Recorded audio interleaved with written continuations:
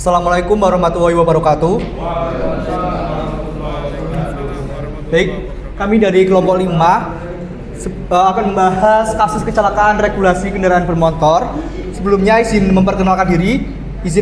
Nama Taruna Muda Didasya Budi dengan nota 24021-032. Izin memperkenalkan diri, nama Taruna Muda Aulia Fabianita dengan nomor taruna 2402309. Izin memperkenalkan diri, nama Taruna Muda Muhammad Harun Yahya, notar 2402139. Izin memperkenalkan diri, nama Taruna Muda Guru Pedrosa Al-Bahaki dengan nomor notar 2402304. Baik teman-teman, di sini kami akan membahas topik yang terdekat di kehidupan kita sehari-hari, yaitu kecelakaan lalu lintas. Yang dimana kecelakaan lalu lintas melibatkan truk, kemudian mobil dan kendaraan lainnya. Nah, apa aja sih faktor-faktor dari kecelakaan lalu lintas itu sendiri? Biasanya di Indonesia seringkali faktor-faktornya itu yang pertama human error atau faktor dari manusia. Biasanya itu pengemudi itu ngantuk, kemudian mabuk dan mengkonsumsi narkoba atau obat-obatan lainnya. Bahkan menggunakan ponsel di jalan raya pun bisa mengakibatkan kecelakaan teman-teman. Kemudian ada faktor jalan teman-teman. Faktor jalan itu seperti jalan berlubang, licin, tikungan tajam, dan jalan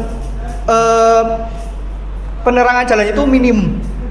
Lalu ketiga itu ada faktor kendaraan. Faktor kendaraan itu sering terjadi seperti remblong, kemudian keberatan muatan, lalu juga bisa lampunya tidak berfungsi. Adapun faktor cuaca teman-teman. Faktor cuaca itu seperti hujan, jalanan licin sehingga jalan licin, kemudian juga kabut. Lalu kita ada kasus kecelakaan, yaitu kecelakaan truk Tugu Tani yang akan dijelaskan oleh teman saya. Yang pertama, kecelakaan truk Tugu Tani pada tahun 2023. Situasi awal atau penyebab kecelakaan yaitu pada waktu pagi hari pukul 6.30 waktu Indonesia Barat. Lokasinya di Jalan Medan Merdeka Barat dekat Tugu Tani, Jakarta Pusat. Kendaraan yang terlibat yaitu truk box dengan plat nomor B1234XY membawa muatan melebihi kapasitas, dan sepeda motor plat B5678AB membawa 2 orang pengemudi dan juga penumpang. Detik-detik kecelakaan pada pukul 6.31 waktu Indonesia Barat, truk melaju cepat di jalur kiri, seharusnya maksimal 50 km per jam. Pada pukul 6.32, motor mencoba menyalip dari kanan, tetapi truk tiba-tiba belok tanpa sen. Dalam pasal 112 Undang-Undang Lalu Lintas Angkutan Jalan tentang kewajiban memberi tanda, pada pukul 6.33 truk menabrak motor hingga terlempar ke trotoar. Pengendara motor tewas di tempat karena benturan keras akibat tidak memakai helm. Penumpang motor luka berat.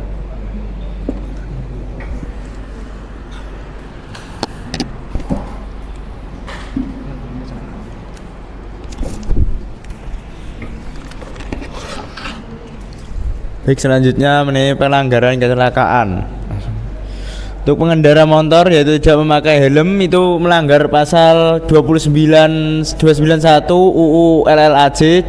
Untuk menerobos lampu kuning pasal 287 UU LLAJ. Untuk pelanggaran kecelakaan truk yaitu truk muatan berlebih, truk yang bermuatan berlebih melanggar pasal 48 PP 55 2012 yaitu tentang batas muatan kendaraan. Terus untuk ban yang sudah aus atau tidak lulus uji kir melanggar pasal 59 PP 55 tahun 2012. Untuk ngebut di jalur lambat melanggar pasal 106 UU LLAJ. Selanjutnya pengemudi truk berusaha kabur tetapi ditangkap warga. Polisi datang dan melakukan olah TKP, pemeriksaan alkohol atau tes narkoba. Pengemudi truk terkena pasal 290 UU LLAJ. Untuk pengecekan kelayakan truk, ternyata remblong atau mengalami ban gundul dan lain sebagainya. Melacak rekaman CCTV untuk bukti pelanggaran. Analisis hukum berdasarkan kronologi. Baik, yang berikutnya yaitu analisis hukum berdasarkan kronologi. Untuk sanksi kepada pengendara truk. Yang pertama yaitu muatan berlebih yang melanggar pasal 48 PP 55/12, yaitu mengatur tentang persyaratan teknis kendaraan bermotor khususnya mengenai kendaraan bermuatan lebih. Yang kedua itu ban aus atau remblong dengan mendapatkan sanksi pidana yaitu kurang 2 bulan atau denda 500.000. Yang ketiga mengebut dan tidak memakai helm, tidak memakai sen, yaitu melanggar pasal 297 UU LLAJ dengan pidana 3 bulan atau denda uang 750. Dan yang keempat, laka lantas berakibat meninggal melanggar pasal 310 Undang-Undang LLAJ dengan pidana 6 sampai 12 tahun. Dan yang kedua yaitu pihak pengendara motor, yaitu yang pertama melanggar tidak menggunakan helm, melanggar pasal 291 UU LLAJ yaitu dengan denda 250.000. Dan yang kedua menerobos lampu kuning, melanggar pasal 287 UU LLAJ dengan denda Rp500.000. Pertanggungjawaban perusahaan truk. Yang pertama, jika truk memiliki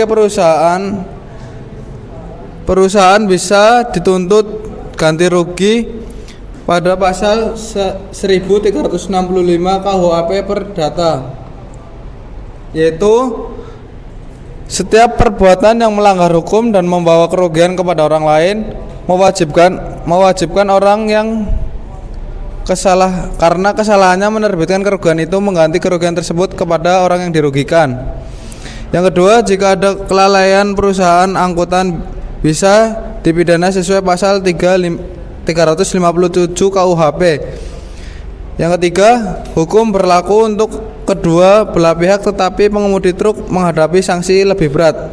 Dan yang terakhir, perusahaan wajib pastikan kendaraan layak jalan sesuai pasal 55 PP 55/12.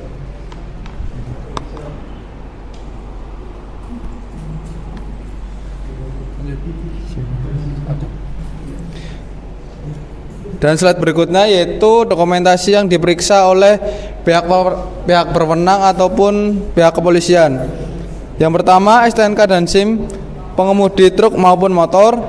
Yang kedua, surat KIR truk atau apakah masih berlaku.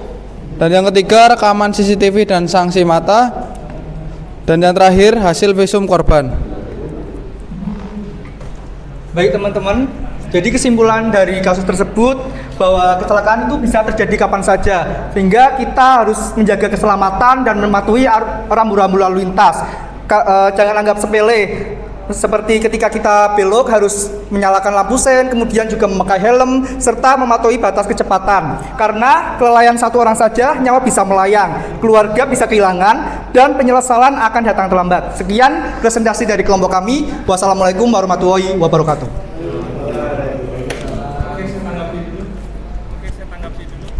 Oke, ini kelompok 5 menarik sekali, sudah dilengkapi dengan analisis juga. Jadi dua-duanya juga disimpulkan memiliki kesalahan masing-masing, proporsinya juga sudah jelas. Tapi yang lebih